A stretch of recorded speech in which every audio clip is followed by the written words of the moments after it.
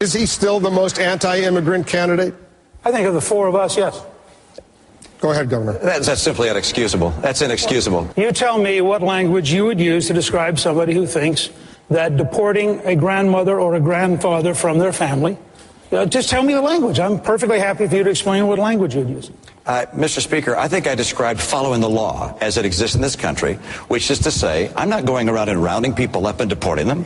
What I said was people who come here legally get a work permit. People who do not come here legally do not get a work permit. Those who don't get work will tend over time to self-deport. Self-deport. Romney planted his stake to the right of Rick Perry as well. Let's listen to that.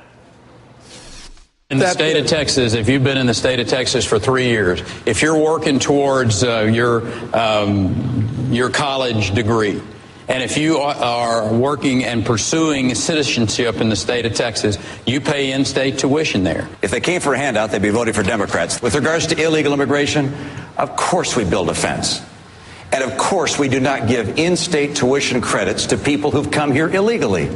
That only attracts people to continue to come here and take advantage of America's great beneficence. Wow. And I've indicated I would veto the DREAM Act if provisions included in that act say that people who are here illegally, if they go to school here long enough, get a degree here, that they can become permanent residents. I think that's a mistake. Ultimately. Would you repeal this order if you became president? Well, let's step back and look at the issue. With regards to these kids who were brought in by their parents through no fault of their own, there needs to be a long-term solution. But would you repeal this?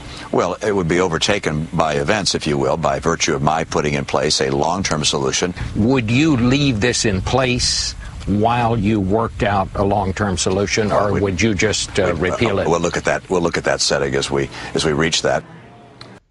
The question is, if I were elected and Congress were to pass the DREAM Act, would I veto it? And the answer is yes.